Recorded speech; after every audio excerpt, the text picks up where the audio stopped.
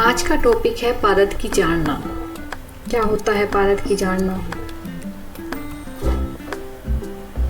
आमतौर पर क्या होता है कि जो पारद है वो अपने अंदर विभिन्न प्रकार की धातुओं को या कोई भी जो द्रव्य है उनको अपने अंदर विलीन कर लेता है, मतलब अपने अंदर गला लेता है। ये उसकी एक कैपेसिटी होती है।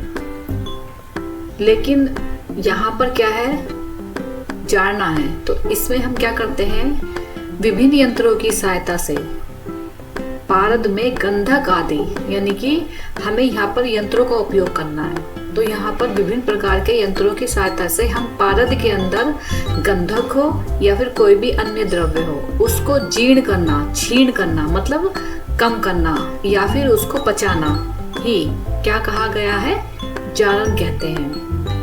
तो इस तरीके से यंत्रों की सहायता से जब हम पारद के अंदर विभिन्न द्रव्यों को पचाया जाता है तो उसी को ही हम जाड़ना कहते हैं। पारद में क्या है, जैसे गालन या पातन आदि जो प्रक्रियाएं जो पारद के अंदर कराई जाती हैं, मतलब गालन यानी कि उसको गलाना, पातन जिसमें कि डिस्टिलेशन की जो प्रोसेस है, इन प्रक्रियाओं के बिना ही क्या है, बालू का यंत्र है। जो हमने अभी ऊपर विभिन्न यंत्र बताए हैं तो उनके नाम कुछ दिए गए हैं, जैसे कि बालू का यंत्र, जाड़ना यंत्र आदि यंत्रों के द्वारा उसमें क्या है, गंधक है, अभ्रक, माक्षिक, स्वर्ण, रतन आदि जो द्रव्यों का जारण यानी कि पचाना करने के पश्चात भी अगर क्या होता है कि इसके पारद के वेट में, भार में या स्वरूप में किसी भी तरीके का कोई परिवर्तन ना हो तो उसे जाड़ना कहते हैं। तो जाड़ना की क्या हो गई, दो शर्तें हो गई। पहला तो यह है कि विभिन्न यंत्रों की सहायता से पारद के अंदर विभिन्न द्रव्यों को पचाना। दूसरा क्या हो गया, जब पारद के अंदर ये द्रव्य पचाए जाते हैं तो पारद के भार में किसी भी प्रकार की कोई कमी नहीं आनी चाहिए और पारद के स्वरूप में किसी भी प्रकार का कोई अंतर नहीं आना चाहिए। तो यही क्या है, ये पारद की जाड़ना कहा गया है। तो ऐसा क्यों किया गया है? ऐसा इसलिए किया जाता है कि जिससे कि पारद की जो शक्ति है हम उसको बढ़ा सकें। तो शुद्ध पारद में विविध धातु के बीजों को विलीन करने की शक्ति को बढ़ाना या फिर उत्पन्न करना ही क्या है, जाड़न कहलाता है।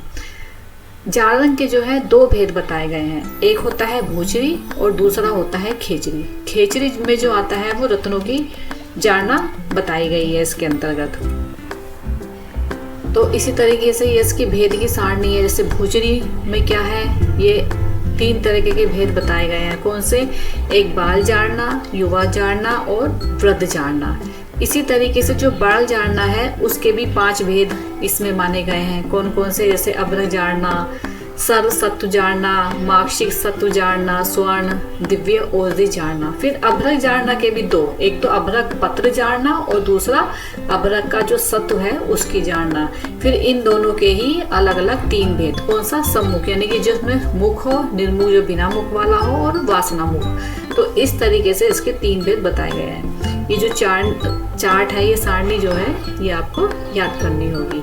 खेचरी में क्या है, खेचरी में भी 4 प्रकार के भेद बताए गए हैं। पहला जाड़ना क्या है, कोई सबसे पहले पारद के अंदर हमेशा गंधक को ही जीर्ण किया जाता है, तो इसलिए क्या है, गंधक जाड़ना। उसके बाद इसका एक क्रम होता है, गंधक के बाद में हम इसमें किसमें स्वर्ण माक्षिक की जाड़ना करेंगे, फिर स्वर्ण जाड़ना, उसके बाद रत्नों की जाड़ना। तो इस तरीके से ये भूचरी और खेचरी में जो भेद हैं वो बताए गए हैं। ठीक है, तो जाड़ना के कौन से 2 भेद हो गए, भूचरी और खेचरी। भूचरी के भी 3, बाल, युवा, वृद्ध, और इधर अभ्रक जाड़ना, स्वर्ण माक्षिक, स्वर्ण जाड़ना, रतन जाड़ना। फिर बाल जाड़ना के भी विभिन्न भेद हैं, जैसे कि अभ्रक सरसत्व, माक्षिक सत्व, स्वर्ण और दिव्य औषधि। फिर अभ्रक के अभ्रक पत्र, अभ्रक सत्व, फिर इनके तीनों को ही सम्मुख, निर्मुख और वासना मुख। तो इस तरीके से जो जाड़ना है उसके जो भेद हैं वो बताए गए हैं।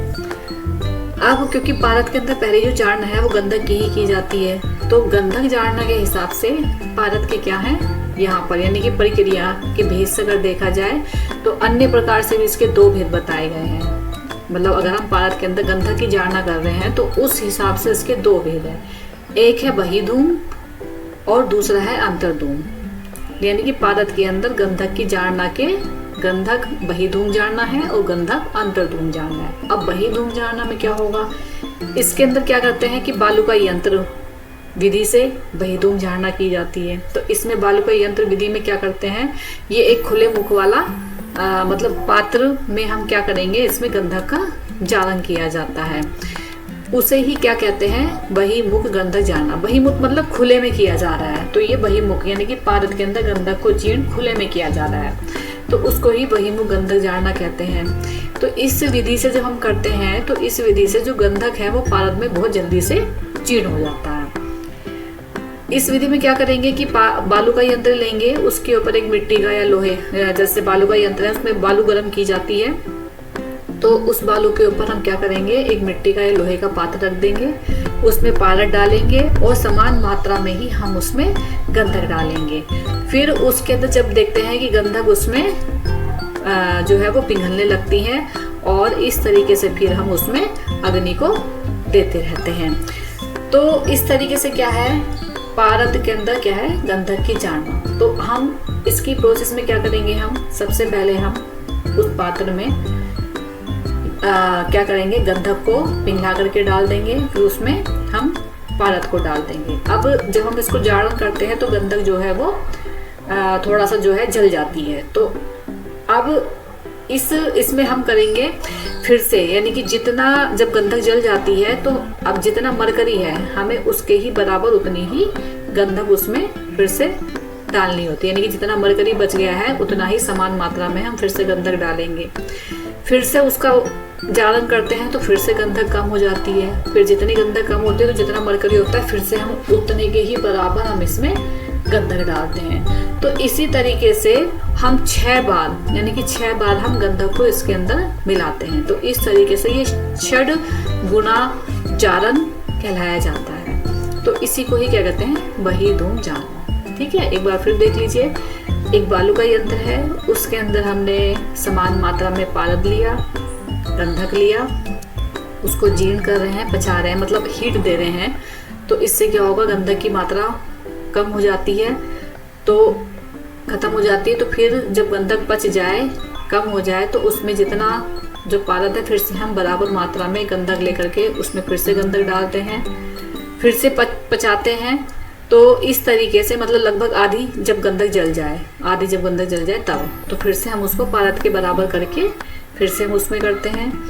फिर इसी तरीके से फिर दोबारा जल जाएगी, तो इसी तरीके से 6 गुना, यानी कि 6 गुना गंधक का जारण हम कर लेते हैं। कितना, पारद से।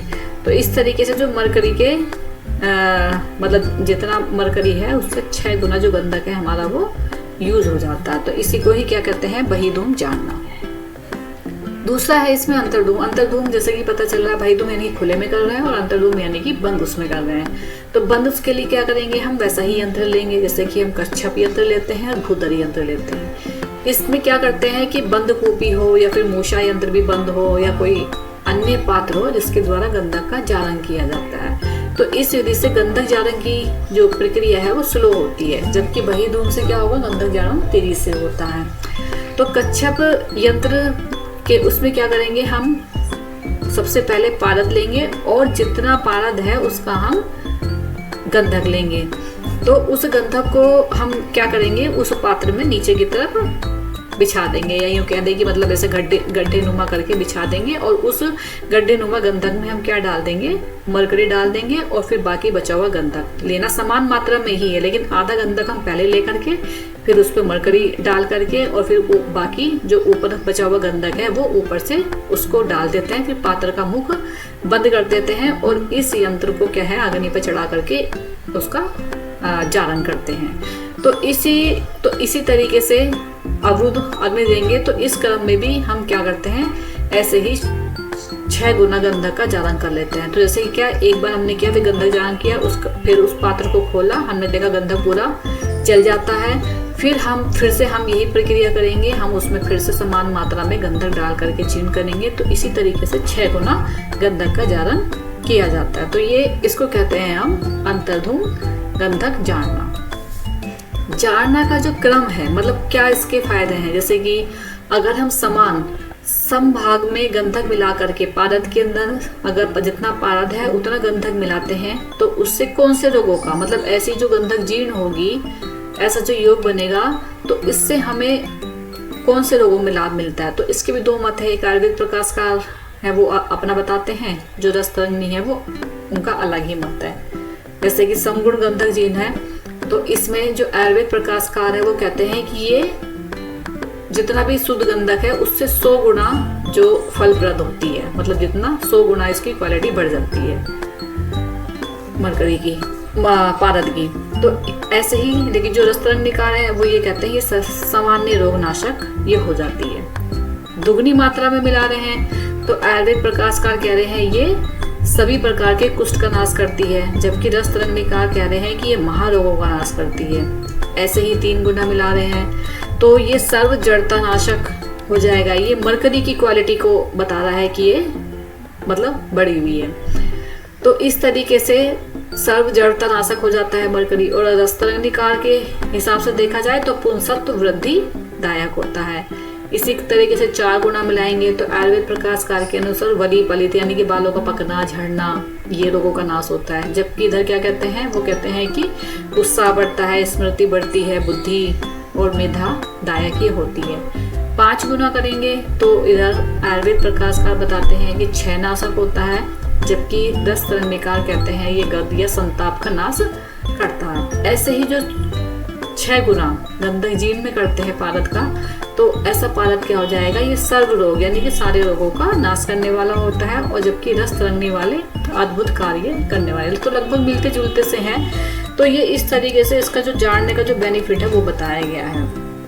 तो आयुर्वेद प्रकाशकार के अनुसार है और प्लस रसतरंग निकार के अनुसार है। तो ये इस तरीके से जो जानना है ये उसके बारे में इतना ही बताया गया है। तो नेक्स्ट वीडियो में मिलते हैं अगले टॉपिक के साथ। तब तक के लिए थैंक यू, धन्यवाद।